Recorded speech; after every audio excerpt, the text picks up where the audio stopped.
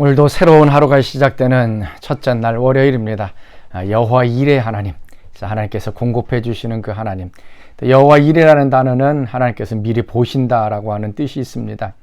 하나님께서 또 우리의 삶을 미리 보셔서 먼 미래까지 보셔서 또 우리가 필요한 것들을 채우시고 또 하나님께서 돌보아 주시는 그러한 이번 한 주가 되실 수 있기를 바랍니다. 여호와 일의 축복, 또 공급해 주시는 축복, 하나님 우리의 삶을 또 지켜보시는 그런 놀라운 축복이 우리 가운데 있기를 바랍니다.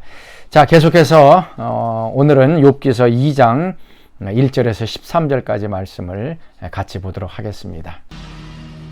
또 하루는 하나님의 아들들이 와서 여호와 앞에 서고 사탄들도 그들 가운데 와서 여호와 앞에 서니 여호와께서 사탄에게 이르시되 내가 어디서 왔느냐?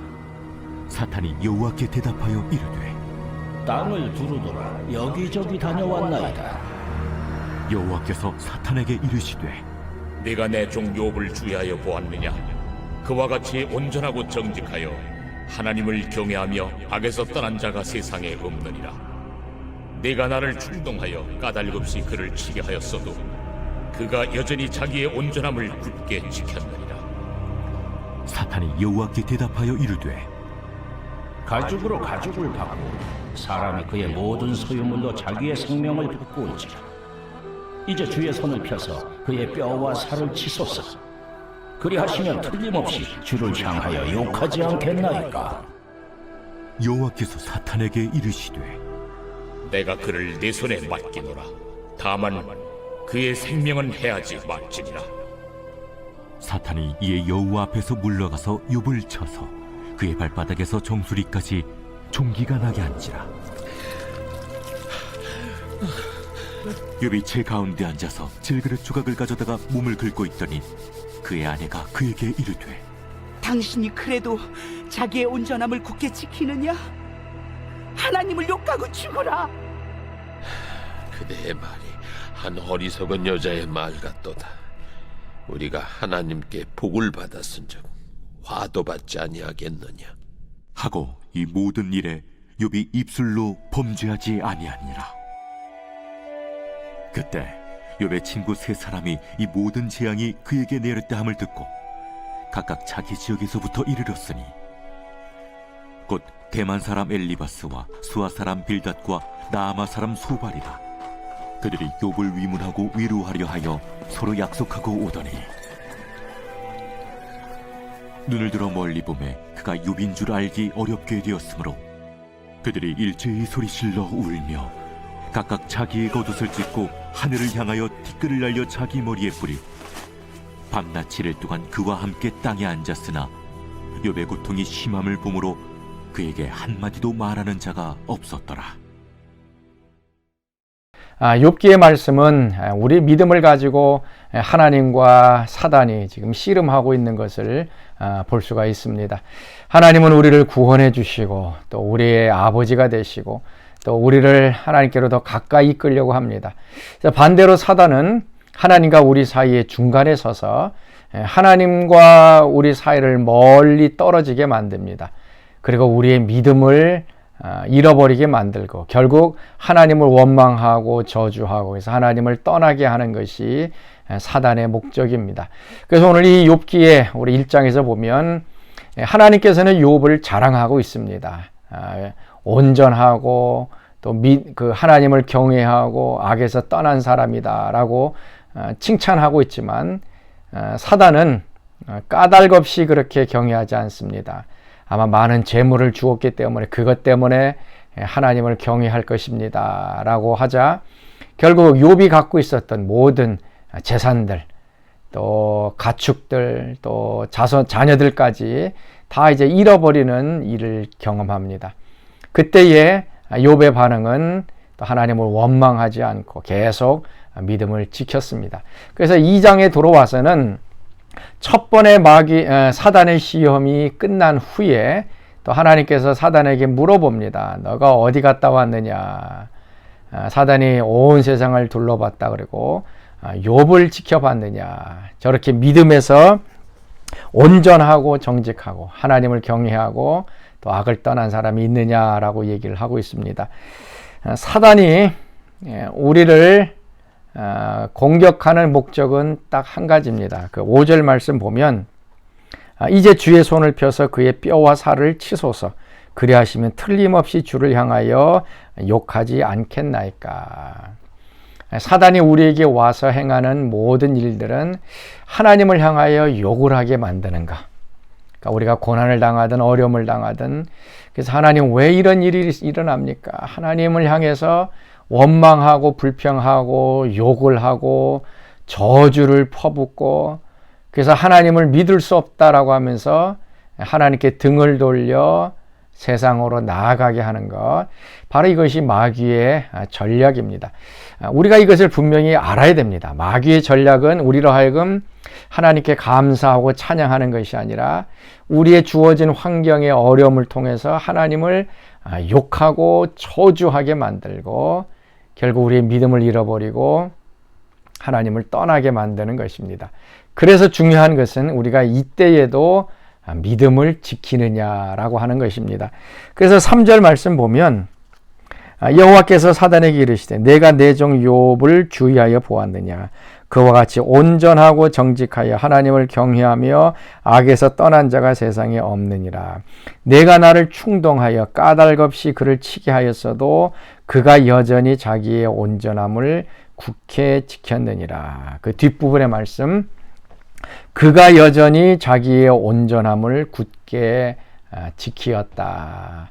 오늘 우리가 신앙생활 하면서 해야 할 일이 바로 이겁니다. 우리의 신앙의 온전함, 우리의 믿음의 온전함을 잃어버리지 않고 그것을 굳게 지키는 것. 사단이 우리에게 어려움을 주던, 또 우리의 마음속에 혼란을 주고, 또 우리 마음속을 불안하게 만들고, 아니면 반대로 우리에게 부요를 갖다 주고 우리에게 세상의 즐거움을 맛보게 만들고, 아니면 세상의 영광을 보여주면서 우리로 하여금 하나님을 떠나도록 만들고 하나님을 욕하게 만드는 그런 상황일 때에 우리가 해야 될 것, 우리의 믿음의 온전함을 그대로 지키는 것, 이것이 굉장히 중요합니다. 욥은 그것을 계속 지켜왔습니다. 자, 오늘 우리가 사단이 주는 이 두 가지 전략이죠. 하나는 고난을 통해서, 핍박을 통해서 우리를 하나님으로 멀리 떨어지게 하는 것. 반대로 세상의 즐거움과 부귀와 성공과 이런 것들을 주어서 하나님으로부터 떨어지게 만드는 이런 상황 속에서 우리의 믿음을 지키는 것, 이거 굉장히 중요한 일입니다. 우리가 잘 알다시피 서문학교의 감독이었던 그 폴리갑 이야기를 잘 알고 있을 것입니다. 85세가 되어서 예수 믿는다는 이유로 이제 화형을 당하게 되었습니다. 온몸이 이제 나무에 메어져 있고 또 장작더미 위에 이제 불을 지피려고 하는 그때입니다. 그걸 집행했던 사람이 이야기를 합니다. 이제 폴리갑 감독을 향해서 이제 예수님을 저주하고 예수를 믿지 않겠다라고 말 한마디만 하면 내가 너를 살려주겠다라고 얘기를 합니다. 그 얘기를 들은 폴리갑이 했던 그 유명한 말, 내 나이 지금 85살입니다. 85년 동안 하나님께서 나에게 신실하게 대해 주셨는데 어떻게 제가 그 하나님을 부인할 수 있습니까? 라고 대답을 합니다. 그리고 나서 믿음을 가지고 그 화형, 그 불 앞에 순교했던 그러한 모습입니다. 자, 오늘 우리가 어떻게 우리의 믿음의 온전함을 지킬 수 있느냐라고 하는 것입니다. 핍박이 올 때는 또 그래도 좀 견딜만 합니다. 그러나 세상의 즐거움과 유혹과 또 부귀와 성공을 가져다 주면 또 우리의 마음이 쉽게 흔들리는 그런 경우가 많이 있습니다.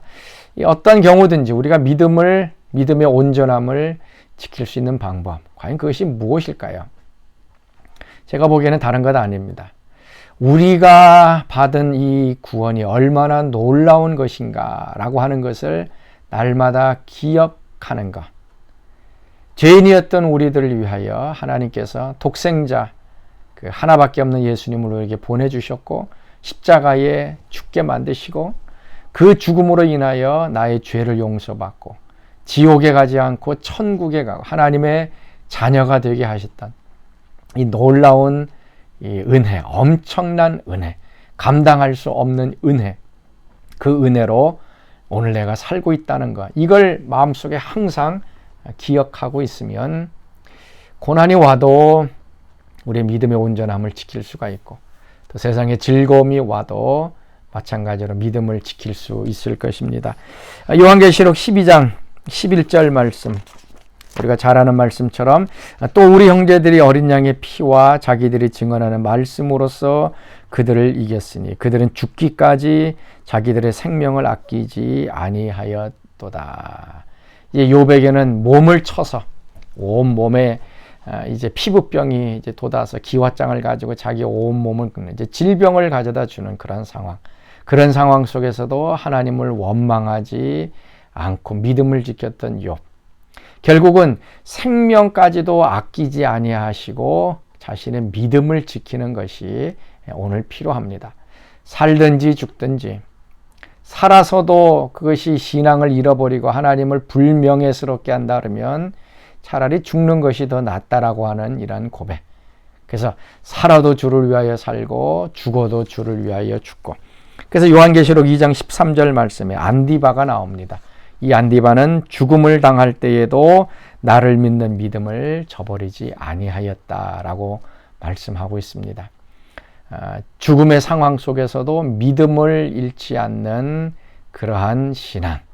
자, 오늘 우리 가운데 우리의 믿음의 이 온전함을 지켜나갈 수 있도록 하나님의 놀라운 그 은혜를 마음속에 품고 살든지 죽든지 우리의 삶 속에서 우리의 신앙이 나타나는 그런 하루 되실 수 있기를 바랍니다. 자, 같이 기도하겠습니다. 하나님, 오늘도 저희들의 연약한 믿음을 굳게 붙잡아 주셔서 고난이 오든 환난이 오든 또 세상의 즐거움과 부귀 영화가 오든 우리의 생명까지라도 바쳐서 우리의 믿음을 지키는 믿음의 온전함을 굳건하게 지켜나가는 죄들 되게 하여 주옵소서. 이제는 우리 주 예수 그리스도의 은혜와 하나님의 그 크신 사랑하심과 성령의 교통과 기름 부으심이 오늘 새벽 말씀에 참여한 사랑하는 성도들 가운데 지금부터 영원토록 함께 하시기를 간절히 축원하옵나이다. 아멘.